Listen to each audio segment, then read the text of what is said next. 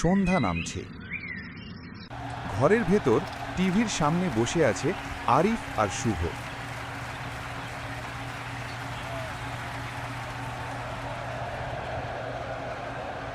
আরিফ, আর মাত্র 2 ওভার, মনে হচ্ছে আজকেই ইতিহাস হবে। চুপ করে বস, একটা উইকেট পড়লেই সব ঘুরে যাবে।